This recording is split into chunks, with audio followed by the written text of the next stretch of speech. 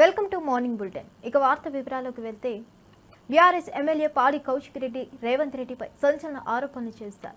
రేవంత్ రెడ్డి, నువ్వు ఇలాగే మాట్లాడితే నువ్వు ఎవరెవరితో తిరిగావో ఆ 16 మంది పేర్లను బయట పెడతానని హెచ్చరించారు. అతడు జూబ్లీ హిల్స్, దుబాయ్, ఢిల్లీ వంటి ప్రాంతాల్లో ఎక్కడ ఉన్నాడో తనకు తెలుసని అన్నారు. ఈ ఆరోపణలు రాజకీయ వర్గాల్లో చర్చనీయాంశంగా మారాయి. రేవంత్ రహస్యాలు బయటకు వస్తాయా అనే ప్రశ్నలు కొనసాగుతున్నాయి. ఖచ్చితంగా నేను చెప్తా ఉన్నాను, నేను ఇది అలిగేషన్ కాదు, ఇది ఏ ఎంక్వైరీ అయినా ఇవ్వండి. ప్రైవేట్ హ్యాకర్లతోని రేవంత్ రెడ్డి గారు హీరోయిన్ల ఫోన్లు ట్యాప్ చేయిస్తూ ఉన్నాడు. ఆ హీరోయిన్లని బ్లాక్మెయిల్ చేస్తూ ఉన్నారు. ఆఖరికి మొన్న మిస్ వరల్డ్ వచ్చిన వాళ్ళే కూడా ఫోన్లు ప్రైవేట్ హ్యాకర్లతోని దాన్ని ట్యాపింగ్ చేయించిండు. ట్యాపింగ్ చేయించి ఎంత అసభ్యంగా ప్రవర్తించిర్రో, వాళ్ళని బ్లాక్మెయిల్ చేసే ప్రయత్నం చేసిర్రో మీరు అందరు కూడా చూసిర్రు. ఇవన్నీ కూడా వాస్తవాలు, నేను చెప్పేది ఏది కూడా అబద్ధాలు చెప్తారండి. ఇలా మిస్ వరల్డ్ వచ్చిన వాళ్ళందరికీ కూడా హ్యాకింగ్ చేసినావు, హీరోయిన్ల ఫోన్లు హ్యాకింగ్ చేస్తున్నావు. ఆఖరికి ఒక హీరోయిన్ ఫోన్ హ్యాకింగ్ చేసి ఆ హీరోయిన్ని ట్రాప్లో పడేసి బ్లాక్మెయిల్ చేసి మై హోమ్ పూజాకి రాత్రి 2 గంటలకి పోయి యా హీరోయిన్తో ఏం చేసినావు నీకే తెలియాలి, ఇక మాకైతే తెలియదు. కానీ మాకు సంస్కారం ఉన్నది కాబట్టి ఆ హీరోయిన్ పేరు బయట పెడతలేము. కానీ మేము బయట పెట్టదలుచుకుంటే నువ్వు తిరిగిన 16 మందితోని నేను బయట పెడతా. ఏదో ఒక రోజు నువ్వు ఇదే విధంగా చేస్తూ ఉంటే నువ్వు తిరిగిన 16 మంది నువ్వు చేసింది ప్రతిదీ నాకు తెలుసు. నేను కూడా కాంగ్రెస్ పార్టీ నుంచే వచ్చినా. నువ్వు ఏమేమి చేసినావు, ఎక్కడెక్కడ చేసినావు, జూబ్లీస్ లేడం అనుకున్నావు, దుబాయ్ లేడం అనుకున్నావు, ఢిల్లీ లేడం అనుకున్నావు, అన్నీ తెలుసు మాకు కూడా. నువ్వు చక్కగా రాజకీయం ముఖ్యమంత్రి లెక్క బిహేవ్ చేసి చక్కగా రాజకీయం చేస్తే చక్కగా మేము కూడా చేస్తాం. ఇంకో ఎవిడెన్స్ కూడా చెప్తా ఉన్నా మీకు. ఇక నిన్న కాక మొన్న 2 మంత్రులు మాట్లాడుకున్న మాటలు, ఆ 2 మంత్రులు ఫోన్లో మాట్లాడుకొని వాళ్ళు ఈయనని ఎన్ని రోజులు మనం భరించాలి, వాళ్ళన్న ఆ మంత్రులు మాట్లాడుకున్న సంభాషణ ఏంటంటే ఈ పొట్టోని మేము ఎన్ని రోజులు భరించాలి, ఎన్ని రోజులు భరిద్దాము అని వాళ్ళిద్దరు మాట్లాడుకున్న చర్చని నెక్స్ట్ డే రోజు ఆ మంత్రుల ఫోన్ కూడా ట్యాపింగ్ చేస్తున్న ఇంత తర్వాత ఇంటెలిజెన్స్ రిపోర్ట్ ముఖ్యమంత్రి గారికి పోయిన తర్వాత ఇంకొక మంత్రి ఇంటికి పంపించి ఆ మంత్రిని ఇంటికి పిలిపించి నేను ఏం చేసినా నా తప్పేమున్నది, మీరు ఎందుకు చేస్తున్నారు, ఇట్లా నన్ను ఎందుకు భరించాలని అంటున్నా అన్నది రేవంత్ రెడ్డి పిలిపించి మళ్ళా ఆ మంత్రిని ఇంకొక మంత్రితో పంపించి ఆ మంత్రిని పిలిపించి సీఎం ఆఫీస్ ఆయన ఇంటికి తీసుకుపోయి వాళ్ళు సీఎం ఆఫీస్లో ఏం మాట్లాడతారు, నేను చేయలేను నువ్వు మాట్లాడేదంటే, మిస్టర్ మినిస్టర్ నా పని ఏముంది, నా పని మీ మంత్రులది ఎమ్మెల్యేలది ఫోన్ ట్యాపింగ్ చేసుకొని నేను ఇంటనే ఉంటాను, నేను చేయాల్సింది మా ఇంటర్వ్యూ అదే పని చేస్తున్నా, మీరు మాట్లాడేది ప్రతిదీ వింటా అన్నది ఇది రేవంత్ రెడ్డి బరాబర్ అన్నాడు ఆ మంత్రులతోని. నేను చెప్తుంది ఫ్యాక్ట్. చంద్రబాబుపై వైఎస్ షర్మిల సంచలన వ్యాఖ్యలు చేశారు. మహిళలకు ఉచిత బస్సు పథకం జిల్లాలకే పరిమితం చేయడంపై ఆమె తీవ్ర స్థాయిలో మండిపడ్డారు. తెలంగాణ, కర్ణాటక తరహాలో రాష్ట్రమంతా ఉచిత ప్రయాణం కల్పించాలని డిమాండ్ చేశారు. ఈ విషయంపై షర్మిల ఆందోళన వ్యక్తం చేశారు. ఆమె వ్యాఖ్యలు రాజకీయ వర్గాల్లో చర్చనీయాంశంగా మారాయి. షర్మిల డిమాండ్ రాష్ట్ర వ్యాప్తంగా మార్పు అవసరాన్ని తెలియజేస్తుంది. సూపర్ 6 కు సంబంధించి చంద్రబాబు గారు మహిళలకు ఉచిత బస్ అన్నారు. మహిళలకు ఉచిత బస్ అన్నది పక్క రాష్ట్రం తెలంగాణలో అయితేనేమి, కర్ణాటకలో అయితేనేమి కాంగ్రెస్ పార్టీ అమలు చేసి చూపుతుంది. మరి అలాంటి పథకానికి కూడా చంద్రబాబు గారు ఎన్ని సాకులు వెతుక్కుంటున్నారో చూడండి. కనీసం సంవత్సరం అయిపోయింది, ఇప్పటికీ కూడా ఉచిత బస్సు మొదలు కాలేదు. అది ఆగస్టు 15th కు చేస్తామంటున్నారు. ఎంత మటుకు అవుతుందో తెలియదు. ఒకవేళ చేసినా కూడా దాంట్లో కూడా మళ్ళీ మహిళలకు సంబంధించి ఇంటర్ డిస్ట్రిక్ట్ అయితే అది కవరేజ్ చేయము అంటున్నారు. మోస్ట్ ఆఫ్ ద విమెన్ 16 లక్షల మంది మహిళలేమో ప్రతిరోజు బస్సులలో ప్రయాణిస్తారు. వాళ్ళందరికీ 0 టికెట్ ఇవ్వాల్సిన అవసరం ఉంది. ఆ 0 టికెట్ మీద కూడా మళ్ళీ చంద్రబాబు గారు స్టాంప్ వేసుకుంటారట. కానీ మహిళలు ప్రయాణించేది ఒక జిల్లా నుంచి ఇంకో జిల్లాకు, అంటే విజయవాడ నుంచి గుంటూరుకి వెళ్తే మళ్ళీ డబ్బులు కట్టాలట. ఇది ఎక్కడి న్యాయం అని అడుగుతున్నాం. ఇక ఇచ్చేదేదో మొత్తము ఫ్రీగా ఇయ్యొచ్చు కదా, ఇచ్చినట్టన్నా మంచి పేరైనా మీకు వస్తుంది కదా. ఇది చాలా అన్యాయం. సూపర్ 6 లో ఇంకొకటి మహిళా శక్తి. ప్రతి మహిళకి 18 ఏళ్లు నిండిన తర్వాత 1500 రూపాయలు నెలకిస్తామని చెప్పారు. సంవత్సరానికి 18,000 రూపాయలు ప్రతి మహిళకు ఇస్తామని చెప్తే అది చాలా పెద్ద బడ్జెట్టే. కానీ కనీసం ఆ మాత్రం క్యాలిక్యులేషన్ మీరు చేసుకోలేకపోయారా? ఎన్నికలప్పుడు మీరే కదా ఊదరగొట్టారు, ప్రతి మహిళను మేము శక్తివంతురాలని చేస్తామని. మరి అలాంటప్పుడు ఎంత ఖర్చు అవుతుందో మీకు తెలియదా? ఇప్పుడు రాష్ట్రాన్ని అమ్మేయాలి, ఆ పథకాన్ని అమలు చేయాలంటే అని మీ మంత్రులే మాట్లాడుతున్నారు అంటే, దానికి P4 తో లింకు పెడుతున్నారు అంటే మీ అసమర్థతే కదా. P4 తో లింకు పెడతాము అని మీరు ఆ రోజు చెప్పలేదు కదా. ఈ రోజేమో P4 కేమో దాతలు ఉంటే డబ్బులు వస్తాయి, దాతలు లేకపోతే డబ్బులు రావు అంటే ఆ పథకం అమలు కాదు.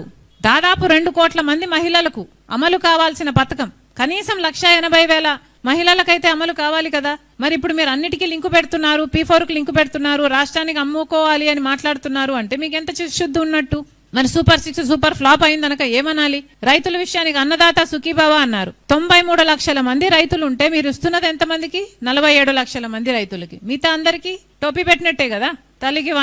తల్లికి వందనం పథకం ప్రకారం 87 లక్షల మంది విద్యార్థులు ఉంటే మీరు ఇస్తున్నది 67 లక్షల మందికి. అన్నిట్లో కోతలు పెట్టుకుంటూ పోతే మిమ్మల్ని ఏమనాలి? మీ చిత్తశుద్ధి కనిపించడం లేదు. మళ్ళీ చెప్తున్నాం, సూపర్ 6 యథావిధిగా మీరు ఎలా మాటిచ్చారో నిరుద్యోగ భృతి మీరు ఇంతకు ముందు కూడా మాటిచ్చారు. పోయిన ఎలక్షన్లలో 2014లో ముఖ్యమంత్రి అయినప్పుడు కూడా చంద్రబాబు గారు ఇదే మాట ఇచ్చారు, నిరుద్యోగ భృతి ప్రతి నెలా ఇస్తామని చెప్పారు. అప్పుడు ఇవ్వలేదు, ఇప్పుడు ఇచ్చేటట్టు కనిపించడం లేదు. మేము ఉద్యోగాలు ఇస్తాము అంటున్నారు. కనీసం 50 లక్షల మంది బిడ్డలు ఉన్నారు ఉద్యోగాలు లేక. కనీసం మీరు ఉద్యోగాలు ఇచ్చే వాళ్ళకి ఎప్పుడు ఇస్తారో తెలియదు. పోనీ 20 లక్షలు ఇస్తారా? ఎంతమందికి ఇస్తారు? ఇచ్చేవారు ఇంతవరకన్నా మీరు నిరుద్యోగ భృతి ఇవ్వాలి కదా. అటు ఉద్యోగము రాదు, నిరుద్యోగ భృతి రాదు. మరి మీరు ఇచ్చిన మాటేమో ఏరు దాటేంత వరకే ఓడమల్లన్న, ఏరు దాటిన తర్వాత ఓడమల్లన్న. అదే అంతవరకు పోడిగుండు. అదే మీరు ఎప్పుడెప్పుడు ఇస్తారని 4 ఏళ్ళు ఎదురు చూడాలి, అంతేనా? ఎవరైనా ఏమనుకుంటారండి? అధికారం లేకొచ్చిన వెంటనే అన్ని హామీలు నెరవేరుస్తారు అనే కదా రాజశేఖర రెడ్డి గారు ఎలా అమలుపరిచారు? మొదటి సంతకంలోనే అమలు పరిచారు కదా. మరి ఆ క్లాస్ ఎక్కడుంది? అవును, నాకు తెలియదంటనా? చంద్రబాబు గారికి ముందు తెలియదా? వచ్చాక డిస్కవరీ చేశారా? డిస్కవరీ ఛానల్ ఏమైనా పెట్టారా? కాదు కదా, ముందు నుంచి తెలుసు కదా ఎన్ని అప్పులైనాయని. 11 లక్షల కోట్ల అప్పులు ఉన్నాయని చంద్రబాబు గారికి తెలియకుండానే ముఖ్యమంత్రి అయ్యారండి. మరి అన్ని తెలిసే కదా చెప్పారు చంద్రబాబు గారు. ప్రతి నెల మహిళలకి 1,500 రూపాయలు ఇస్తామని. చాలా అన్యాయం ఇది. చేస్తారండి. ఈ రాష్ట్రం అంతా పేదరికంలో కొట్టుకున్న తర్వాత చేస్తే ఏం లాభము? అధికారం లేకొచ్చిన వెంటనే చేస్తే కదా. బంగాళాఖాతంలో వాయుగుండం ఏర్పడుతుండటంతో రాష్ట్రంలో భారీ వర్షాలు కురిసే అవకాశం ఉందని అంచనా. ఈ నేపథ్యంలో హోంమంత్రి వంగలపూడి అనిత విపత్తు నిర్వహణ శాఖ కార్యాలయంలో సమీక్ష నిర్వహించారు. వర్షాలపై విపత్తు నిర్వహణ శాఖ అధికారులతో కలిసి సమావేశంలో ఆందోళన వ్యక్తం చేశారు. వర్షాల కారణంగా ఏర్పడే పరిస్థితులను సమీక్షించి ముందస్తు చర్యలు తీసుకోవాలని ఆదేశించారు.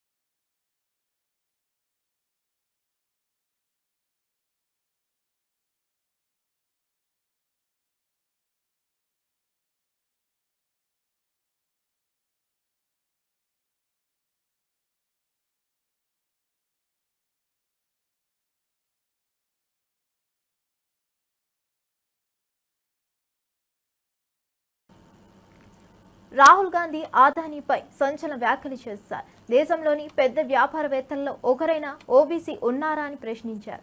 ఆయన వ్యాఖ్యలు రాజకీయ వర్గాల్లో చర్చనీయాంశంగా మారాయి. తెలంగాణ కులగణన దేశానికి రోల్ మోడల్గా నిలిచిందని రాహుల్ అభిప్రాయపడ్డారు. ఈ వ్యాఖ్యలు వ్యాపార వర్గాల ప్రాతిపాదికన సమానత్వం అవసరాన్ని చూపుతున్నాయి. कहां है बड़े बड़े पत्रकारों के नाम निकालो. ओबीसी कहां है, कौन है वहां पे? अदानी ओबीसी है क्या? आपकी की पूरी जमीन उसको दी जा रही है, पूरी की पूरी आपकी जमीन. ओबीसी दलित आदिवासियों की जमीन छीन छीन कर अदानी को दी जा रही है, अंबानी को दी जा रही है, टाटा को दी जा रही है, इन लोगों को दी जा रही है. इनके सिस्टम में कोई ओबीसी है ही नहीं, दलित है ही नहीं, आदिवासी है ही नहीं. तो इसलिए हमने कहा है सबसे पहले जहां भी हमारी सरकार होगी वहां जाति जनगणना होगा, एक्सरे होगा, एमआरआई होगा. हमें पता लगाना है ओबीसी कितने हैं, कहां हैं, क्या करते हैं, कितनी भागीदारी है, कितना पैसा है, ये हम सब जानना चाहते हैं. दूसरी बात, जैसे ही जाति जनगणना होता है वैसे ही 50% की दीवार वहीं टूट जाती है. तेलंगाना के चीफ मिनिस्टर ने जाति जनगणना के होने के एकदम बाद अपने आप 50% की दीवार तोड़ दी. और उन्होंने कहा कि भाई, मैंने उनसे पूछा, उन्होंने कहा राहुल जी जब मैंने ये देखा मेरे सामने कोई ऑप्शन ही नहीं है, मुझे ये करना पड़ा क्योंकि मुझे अन्याय दिखा. कल भाषण में उन्होंने बोला. तो पहला काम जाति जनगणना जहां भी हमारी सरकार होगी, 50% की दीवार जहां भी हमारी सरकार होगी, और दूसरा काम नेशनल लेवल पे. ప్రధాని మోదీ మాల్దీవ్స్ 60వ స్వతంత్ర దినోత్సవానికి ముఖ్య అతిథిగా హాజరవుతున్నారు. ఈ సందర్భంగా మోదీ మాల్దీవుల పర్యటనలో ఉన్నారు. మాల్దీవ్స్ స్వతంత్ర వేడుకలు ఉత్సాహంగా జరగనున్నాయి. మోదీ హాజరుతో ఈ వేడుకలకు ప్రత్యేకంగా ఆకర్షణ ఏర్పడింది. ద్వైపాక్షిక సంబంధాల అభివృద్ధికి ఇది ఖచ్చితంగా తోడ్పడనుంది. మోదీ పర్యటన మాల్దీవ్స్తో సంబంధాలను మరింత బలోపేతం చేస్తుందని భావిస్తున్నారు.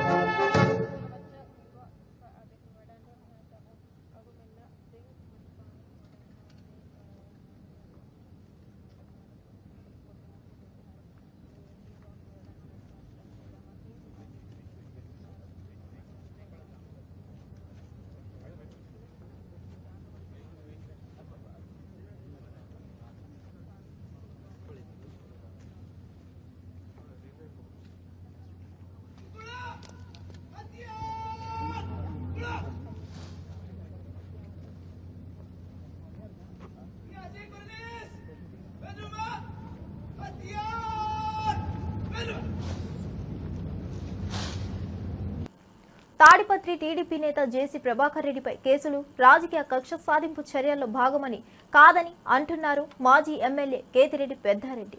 సుప్రీంకోర్టు నిషేధించిన BS3 వాహనాలకు జేసీ ట్రావెల్స్ కొనుగోలు చేసింది. చంద్రబాబు, నారా లోకేష్ ఈ విషయాన్ని గుర్తించాలన్నారు. నేను జేసీ ప్రభాకర్ రెడ్డి భార్య, వారి కుటుంబ సభ్యులను ఎప్పుడూ దూషించలేదు. ఆమె ఆరోపణలు నిజమైతే క్షమాపణ చెబుతానని కేతిరెడ్డి పేర్కొన్నారు. కుమారుడు లోకేష్ బాబు ఎందుకంటే ప్రతిసారి అతను నాకు 100 కేసులు ఉన్నాయి, ఎన్ని కేసులు ఉన్నాయి అని చెప్పడం జరుగుతుంది. ఆ 100 కేసులు కానీ 50 కేసులు కానీ ముఖ్యంగా చంద్రబాబు నాయుడు, లోకేష్ ఆలోచన చేయాలి. వాళ్ళకు సంబంధించిన అధికారులతో వాళ్ళ FIRలన్నీ తెప్పించి ఏంటివే ప్రభాకర్ రెడ్డి మీద ఇన్ని కేసులు ఉన్నాయని చెప్తున్నాడు, దీన్ని ఏదో ఒకటి మనం పరిష్కారం చేస్తాము, ఆయనకు న్యాయం చేస్తామని చెప్పి చంద్రబాబు నాయుడు, లోకేష్ దీనిపైన ఖచ్చితంగా నిర్ణయం తీసుకోవాలి. అది ఒక విధంగా నేను కూడా ఈ విషయంలో ఆయనకు మద్దతు తెలుపుతా. ప్రభాకర్ రెడ్డికి ఎందుకు తెలుపుతా అంటే అతను చేసిన క్రైమ్ ఏదంటే BS3 BS4 అనే వెహికల్లు సుప్రీంకోర్టు గైడ్లైన్స్ ప్రకారము స్క్రాప్ వెహికల్స్. అశోక్ లైలాండ్ వాళ్ళు కూడా స్క్రాప్ వెహికల్స్ కిందనే అతనికి ఇచ్చినాడు. ఫేక్ రిజిస్ట్రేషన్లు, ఫేక్ ఇన్సూరెన్స్లు అన్నీ చేసి ఆ కేసుల్లో ఇన్వాల్వ్ చేసినారు. అంటే ప్రభాకర్ రెడ్డి ఉద్దేశం ఏమంటే మేము అధికారంలో ఉన్నాము, దానికి సంబంధించిన అధికారులందరినీ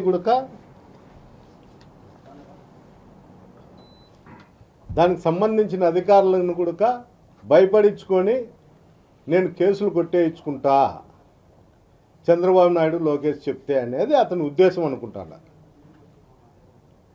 లేకపోతే చంద్రబాబు నాయుడు కానీ లోకేష్ కానీ ఇతరులటువంటి రాజకీయ నాయకులు కానీ అతనికి న్యాయం చేస్తా అంటే తీసుకొని వచ్చాడు. అతను అడుగుతా ఉండేది ఏమంటే నేను చేసిండేది తప్పు, స్క్రాప్ వెహికల్ అనేటివి నేను బజార్లో తిప్పకూడదు రోడ్ల మీద, అందువల్ల దయచేసి ఇది బెరీనా ట్రైల్కి తీసుకొచ్చి నన్ను లోపల పెడితే మీరు నా కుటుంబానికి నాకు న్యాయం చేసిన వాళ్ళు అవుతారనేదే అతని ఉద్దేశం.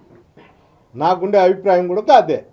అంటే ప్రజల తలరాతలు మార్చే నాయకుడు చంద్రబాబు అయితే తలకాయలు తీసే వ్యక్తి జగన్ అని మంత్రి నిమ్మల రామానాయుడు పేర్కొన్నారు. తిరుపతి నియోజకవర్గంలో నిర్వహించిన సుపరిపాలనలో తొలి అడుగు కార్యక్రమంలో పాల్గొని ఆయన ఈ వ్యాఖ్యలు చేశారు. నాయకుడు అంటే రక్షించే విధంగా ఉండాలి, కానీ జగన్లా చంపే విధంగా ఉండకూడదని నిమ్మల అన్నారు. ఈ వ్యాఖ్యలు రాజకీయ వర్గాల్లో చర్చనీయాంశంగా మారాయి. ఈ సుపరిపాలన తొలి అడుగు కార్యక్రమం మొన్న 2వ తేదీ జూలైలో ప్రారంభించినటువంటి పరిస్థితుల్లో ఆంధ్రప్రదేశ్ రాష్ట్రంలో ఏ నియోజకవర్గానికి వెళ్ళినా, ఏ పట్టణానికి వెళ్ళినా, ఏ గ్రామానికి వెళ్ళినా, ఏ గడప తొక్కినా కూడా ప్రజలందరూ కూడా చాలా బాగుంది పరిపాలన అని చెప్పి మరి ప్రజలందరూ కూడా మెచ్చుకుంటున్నటువంటి పరిస్థితి. ఈ సంవత్సరం కాలంలోనే ఇంత పెద్ద ఎత్తున సంక్షేమాన్ని కొనసాగించుకుంటూ మరి ఈ నెలలోనే లేదా వచ్చే నెలలో కేంద్రం ఎప్పుడు నిధులు వాళ్ళ వాటా మంజూరు చేసిన వెంటనే అన్నదాత సుఖీభావ కింద కూడా రైతుకి 20,000 రూపాయలు పెట్టుబడి సాయం అందించేటువంటి కార్యక్రమాన్ని కూడా మరి కేంద్రంతో కలిపి మరి ఇమీడియట్లీ అది కూడా శ్రీకారం చుట్టబోతూ ఉన్నాం. అదేవిధంగా రేపు ఆగస్టు 15వ తేదీ నుంచి మహిళలు మరి ఉచితంగా ఆర్టీసీ బస్సు సౌకర్యం కల్పించబోతూ ఉన్నాం. అంటే ఇంత పెద్ద ఎత్తున సంవత్సరం కాలంలోనే ఆర్థిక పరిస్థితి సహకరించకపోయినప్పుడు కూడా ఇంత పెద్ద ఎత్తున సంక్షేమ కార్యక్రమాలు చేయడంతో పాటు మరొక పక్క అభివృద్ధి కార్యక్రమాలు కూడా. ఎందుకంటే మీరందరూ కూడా చూస్తూ ఉన్నారు, ఏదైతే మరి ఆ రోజు అమరావతి కాదు 3 ముక్కలు అన్నాడు. మరి ఆ 3 ముక్కల్లో ఏ ముక్కలైనా సరే ఒక్క ఇటుక ముక్క పెట్టలేనటువంటి పరిస్థితి ఉంది. కానీ ఈరోజు మళ్ళీ రాజధాని లేనిటువంటి రాష్ట్రానికి మళ్ళీ అమరావతిని వేళ రాజధాని నిర్మాణం పూర్తి చేస్తూ ఉన్నాం. ఇంకొక పక్క పోలవరం ఆ రోజు ముంచేసినటువంటి పరిస్థితి. మళ్ళీ ఈరోజు ఆ పోలవరాన్ని 2027 డిసెంబర్ కల్లా పూర్తి చేసే లక్ష్యంతో ఈవేళ పనిచేసి ఇటు రాయలసీమకి అటు ఉత్తరాంధ్రకి కూడా ఆ గోదావరి వరద నీరుని ఈవేళ అందించబోతేటువంటి ప్రక్రియకి ఈవేళ శ్రీకారం చుడుతూ ఉన్నాం. ఎన్నో పరిశ్రమలు గత 5 సంవత్సరాల పాలనలో మరి విసిగెత్తి ఈయన కక్షలకి భయపడి వెళ్ళిపోయినటువంటి పరిస్థితి. ఒక లూలు కానీ, ఒక కియో ఎక్స్టెన్షన్ కానీ, ఒక అమర్ రాజా కానీ, ఒక జాకీ కానీ, ఇట్లా ఎన్నో కంపెనీలు ఏదైతే రాష్ట్రం వదిలిపోయాయో మళ్ళీ ఆ పరిశ్రమలు పారిశ్రామికవేత్తలు అందరినీ తీసుకొచ్చి మళ్ళీ రాష్ట్రంలో ఉపాధి ఉద్యోగ అవకాశాలను ఈరోజు మళ్ళీ కల్పించేటువంటి ప్రక్రియకి మనం శ్రీకారం చుడుతూ ఉన్నాం. స్టీల్ ప్లాంట్ ప్రైవేటీకరణ కాకుండా కాపాడుకోగలిగాం, రైల్వే జోన్ను సాధించుకోగలిగాం, మెట్రోలను తీసుకురాగలుగుతూ ఉన్నాం. అంటే ఇంత పెద్ద ఎత్తున ప్రజలు అర్థం చేసుకుంటూ ఉన్నారు. కష్టంలో ఆర్థిక పరిస్థితి ఉన్నటువంటి స్థితిలో కూడా మరి ఇటువంటి స్థితిలో కూడా ఇంత పెద్ద ఎత్తున సంక్షేమం ఇస్తూ ఉంది, ఇంత పెద్ద ఎత్తున అభివృద్ధి చేస్తూ ఉన్నారు. ఇది మంచి ప్రభుత్వం అని వేళ ప్రజలందరూ కూడా ఈ సంవత్సర పాలన పట్ల ఆశీర్వాదం అందజేస్తున్నారని చెప్పి తెలియజేసుకుంటూ మరి మీ ద్వారా కూడా ఈవేళ ప్రజలకు కూడా విజ్ఞప్తి చేస్తూ ఉన్నాం.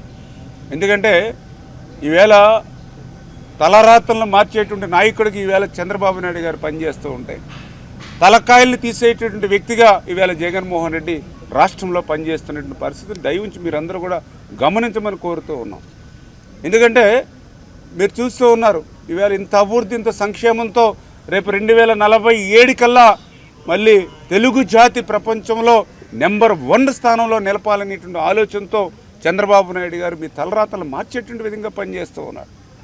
జగన్మోహన్ రెడ్డి గారు ఒక కక్షతో, అంటే 2024లో ఈ ఆంధ్రప్రదేశ్ రాష్ట్ర ప్రజలు నన్ను ఓడించారనేటువంటి కక్ష ఈరోజు ప్రజల మీద, రాష్ట్రం మీద, తెలుగు జాతి మీద కూడా పెట్టి ఈవేళ ఈ రాష్ట్రాన్ని ధ్వంసం చేయాలి, ఈ రాష్ట్ర భవిష్యత్తును విధ్వంసం చేయాలనేటువంటి ఆలోచనతో ఎప్పటికప్పుడు కుట్రలు పన్నుతూ, అలజడులు సృష్టిస్తూ, శాంతి భద్రతలకు విఘాతం కలిగిస్తూ మళ్ళీ ఈ పరిశ్రమలు, పారిశ్రామికవేత్తలు ఈ ఆంధ్రప్రదేశ్ రాష్ట్రం రావాలి అని అంటే భయపడేటువంటి విధంగా ఈరోజు కూడా అడుగుతున్నారు పారిశ్రామికవేత్తలు.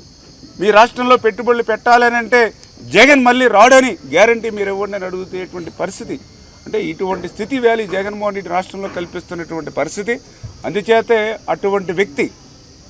అటువంటి జగన్మోహన్ రెడ్డి గారు లాంటి వ్యక్తి ప్రజాస్వామ్యంలో ఉండడానికి కూడా అనర్హుడు, రాజకీయాల్లో ఉండడానికి కూడా అర్హత లేదు. అటువంటి వ్యక్తి అవసరం లేదు ఈ రాష్ట్రానికి అనేటువంటి విషయాన్ని ప్రజలందరూ కూడా గుర్తించమని కోరుతూ ఉన్నాం. ఎందుకంటే ఎవరైనా, ఒక రాజు అయినా, ఒక పాలకుడైనా రాష్ట్రాన్ని కాపాడేవాడై ఉండాలి, ప్రజలను రక్షించేవాడై ఉండాలి. మరి మనందరికి కూడా రక్షణ కల్పించేటువంటి ఉండాలి తప్ప భక్షించేవాడై ఉండకూడదు.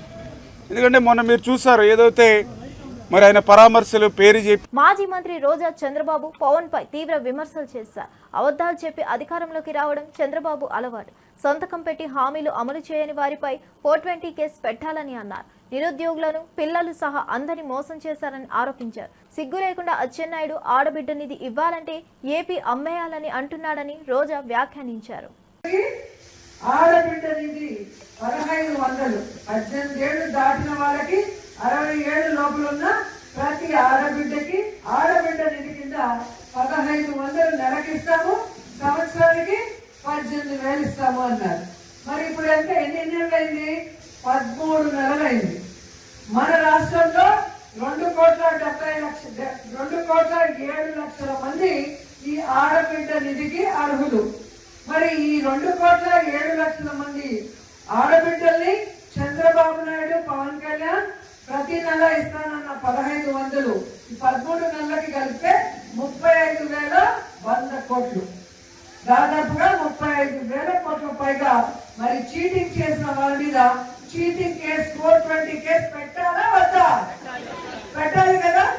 మరి ఈ రోజు సిగ్గు లేకుండా ఒక అడ్డదిడ్డంగా పెరిగిన అచ్చెన్నాయుడు అంటాడు ఈ ఆడబిడ్డ నిధి ఇవ్వాలంటే ఆంధ్రప్రదేశ్ అమ్మేయాలంట. మరి ఇన్నిసార్లు మంత్రిగా చేసిన నీకు, ఇన్నిసార్లు ముఖ్యమంత్రి చేసిన చంద్రబాబు నాయుడికి మరి ఇది ఇచ్చేటప్పుడు తెలీదా మేనిఫెస్టోలో ఇది మనం చేయగలమా లేదని? అంటే ప్రజల్ని మోసం చేయాలి, ప్రజల్ని చీటింగ్ చేయాలి, మనం అధికారంలోకి రావాలి కాబట్టి ఏదైనా చెప్పచ్చు అన్న ఒక్క దొంగ ఆలోచనతోనే ఈ మేనిఫెస్టోని మీరు ఇచ్చారని అడుగుతున్నాను. ఏమంటే మొదటిసారి ముఖ్యమంత్రి అయినా, మొదటిసారి మంత్రి అయితే పాపం తెలియదులే అనుకోవచ్చు, కానీ ఆల్రెడీ అంగన్వాడీ సేవల పనితీరు 100 రోజుల యాక్షన్ ప్లాన్ పై మంత్రి సీతక్క సమీక్ష నిర్వహించారు. ఈ సమావేశంలో మహిళా శిశు సంక్షేమ శాఖ కార్యదర్శి అనిత, రామచంద్రన్, డైరెక్టర్ సృజన, జేడీలు, ఆర్జేడీలు పాల్గొన్నారు. అంగన్వాడీ సేవలను మరింత మెరుగుపరిచేందుకు, పోషకాహార లోప నివారణ కోసం 100 రోజుల ప్రణాళికలతో ముందుకు వెళ్లాలని సీతక్క అధికారులకు దిశానిర్దేశం చేశారు. కొంతమంది ఉన్నతమైన పిల్లలేమో రకరకాల వేరే అలవాట్లు, వేరే ఫుడ్ తింటారు కాబట్టి ఈ అసలైన ఫుడ్ తినకుండా గ్రౌండింగ్ అవుతుందని ఇంపార్టెంట్.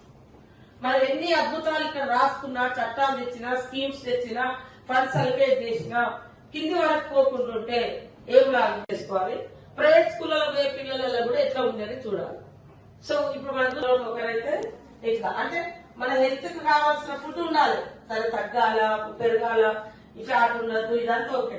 వీడియో కాన్ఫరెన్స్ ఈ రోజు నేను కూడా పార్టిసిపేట్ చేయడం జరిగింది. ఈ యొక్క కాన్ఫరెన్స్ కాల్ చేసినటువంటి డైరెక్టర్ గారు, మన women and child incharge director గా ఉన్న సృజన గారికి, మరి ఈ కార్యక్రమంలో నాతో పాటు పార్టిసిపేట్ చేస్తున్నటువంటి మన సెక్రటరీ గారు అనిత రామచంద్రన్ గారికి, హెడ్ ఆఫీస్ నుంచి పాల్గొంటున్నటువంటి అధికారులకు, వివిధ జిల్లాలో పార్టిసిపేట్ చేస్తున్నటువంటి DWs and other officers, other officials ఎవరైతే ఉన్నారో అందరికీ కూడా నమస్కారాలు. మా హయాంలో లిక్కర్ షాపులు ప్రభుత్వం చేతుల్లోకి రావడంతో చంద్రబాబు హయాంలో జరిగిన మద్యం కుంభకోణానికి తెరపడింది. లిక్కర్ దోచుకోవడానికి చంద్రబాబు వేసిన రాచబాట ఉండాన్ని ప్రయత్నం చేపట్టాం. మాకు వద్దు అనుకుని కొత్త లిక్కర్ పాలసీతో మద్యం అమ్మకాల్ని నియంత్రించడానికి ప్రయత్నించాం. నేను అడుగుతాను, చంద్రబాబు వేసిన రాజబాట ఉండగా ఏది దోచుకోవడానికి బెల్ట్ షాపులతో సహా కిందికి పోయి వేల కోట్లు లక్షల కోట్లు అయినా సరే తీసుకోవడానికి వీళ్ళకి సిస్టమైజ్ చేశాక, డిస్టిలరీలన్నిటికీ ముబ్బడిగా ఆర్డర్లు ఇచ్చి వాళ్ళ దగ్గర నుంచి వాళ్ళని బెనిఫిట్ చేశాక, వాళ్ళ లైసెన్స్లు ఇవన్నీ పెంచేసి ఇదేయాక అది సులభమా? అట్లా కాకుండా ఇవి తీసేసి అకౌంట్ ఫార్ చేయాల్సిన గవర్నమెంట్ షాపుల నుంచి వాటి నుంచి వస్తుంది అనుకోవడం సులభమా? ఇట్లా తినడం సులభమా? ఇట్లా చేయి తిప్పుకొని తినడం సులభమా? దానికోసం ఓ పాలసీ అవాల్వ్ చేయాల్సిన అవసరం ఏముంది? ఎందుకు చేశారు? మేము మద్య నియంత్రణ చేస్తామని ప్రకటించాం కాబట్టి ఎట్లా డిస్కరేజ్ చేయాలి, ఎట్లా నియంత్రించాలి కన్జంప్షన్ అనడానికి ఆ పెత్తడిపోయారు. బ్రాండ్లకు సంబంధించి మీరు అడిగారు. మీరు దాంట్లో చూస్తే మనకు డేటా ఎక్కడ దొరుకుతుందంటే వాళ్ళు కాంపిటీషన్ కమిషన్కి వెళ్ళారు. అక్కడికి వెళ్ళాక వాళ్ళ క్లెయిమ్ ఏంటంటే మమ్మల్ని డిస్కరేజ్ చేశారు, ఆర్బిట్రరీగా బిహేవ్ చేశారు. ఏది బెవరేజ్ కార్పొరేషన్ పేమెంట్స్ డిలే చేశారు. పేమెంట్స్ అంతకుముందు మాకు డిపో దగ్గర వచ్చేవి, ఇప్పుడు కింద అమ్ముడు పోయినాకనే ఇస్తామన్నారు. ఇవన్నీ దేని వల్ల వచ్చాయి? సిస్టమ్ కింద రిటైలింగ్ ఎప్పుడైతే మారిందో, అంతకుముందు డిపో స్థాయిలోనే వీళ్ళు ఎవరు మన ప్రైవేట్ బిజినెస్ మన రిటైలర్స్ కొనుక్కొని పోయేవాడు. అంటే డబ్బు అక్కడికే వచ్చేది. ఆ అమౌంట్ వీళ్ళు పాస్ ఆన్ చేయడానికి అవకాశం ఉండేది. గవర్నమెంట్ అయిన తర్వాత గవర్నమెంట్ యాక్టెడ్ లైక్ ఏ ఫెసిలిటేటర్ కింద రోల్ అన్నాక, కింద సేల్ అయినాక అది తీసి ఇవ్వడం మొదలుపెట్టింది. ఈ డిలే ఎందుకు జరిగిందంటే గవర్నమెంట్ డెసిషన్ కాదు, సిస్టమ్ మారడం వల్ల వచ్చింది. అలాగే మాన్యువల్ సిస్టమ్కు ఆర్డర్ ఫర్ సప్లై ఆర్డర్లు ప్లేస్ చేస్తున్నారంటే ఈ కొత్త సిస్టమ్ ఆటోమేటిక్గా పెట్టడానికి కుదరదు కాబట్టి ఇండెంట్ తీసుకొని చేశారు. అంతకుముందు కూడా ఇండెంట్ తీసుకునేవారు. క్వశ్చన్ వచ్చి వాళ్ళు పెట్టిన ఇండెంట్ ఏదైతే ఉందో, మేము ఇంత సప్లై చేస్తామంటే మీరు అంత వద్దు ఇంత తక్కువ చేయండి అని అంటే అది కార్పొరేషన్ తప్పు, అంటే వాళ్ళు డిస్కరేజ్ చేస్తుందని. వాళ్ళు ఎంత అడిగితే అంతా ఇచ్చారు. మరి ఎక్కడ డిస్కరేజ్ చేసిందంటే ఫోన్లు చేసి మీరు తక్కువ ఇండెంట్ పెట్టండి అని అడిగారు అని అంటారు. Does it stand? ఎక్కడైనా నిలబడుతుందా?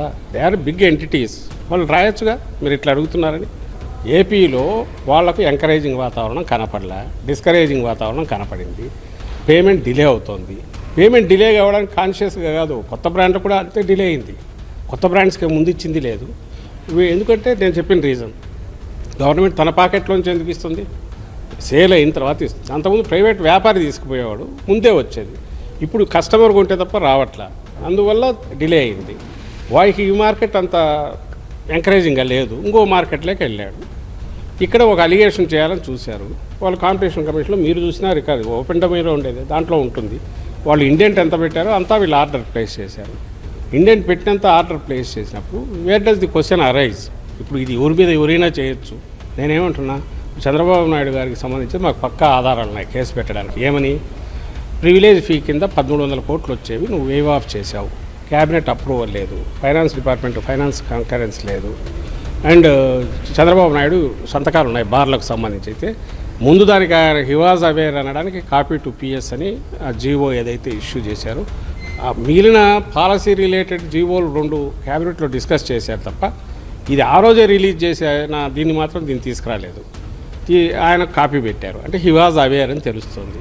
ఇంకో దాని మీద అయితే బార్లకు ఇచ్చిన ప్రివిలేజ్ ఫీ రద్దు అయితే సంతకం కూడా ఉంది, ఆయనది, మంత్రిది ఉంది, ఆయనది ఉంది. ఇవి అలాగే డిస్టిలరీలకు ఎక్స్ట్రా పర్మిషన్ ఇచ్చారు against expert committee advice chief minister. దీంతో ఇవి క్లియర్ కట్ ఎవిడెన్స్లు. ఇవి ఇక్కడ అట్లాంటివి ఏమైనా ఉన్నాయా? ఇక్కడ ఎప్పుడు అట్లాంటివి చూపగలరంటే నువ్వు ఒకవేళ ఇన్వెస్టిగేషన్ ఇక్కడ మొదలు పెడితే నువ్వు అట్లాంటివి ఏమైనా చూపే ప్రయత్నం కుబేర మూవీలాగా స్కామ్ చేశారని అంటున్నా. అదే నేను అంటున్నా కదా, సినిమా కథకు ఇది పనికొస్తుంది.